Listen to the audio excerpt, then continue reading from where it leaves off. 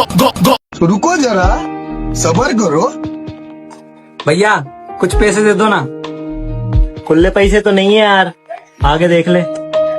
भैया आपकी इतनी बड़ी दुकान है कपड़ों की, कुछ पहनने को ही दे दो। पहनने को चाहिए? हाँ चल ठीक है, दे देता हूँ। ये साइज आएगा? आ तो जाना चाहिए यार वैसे।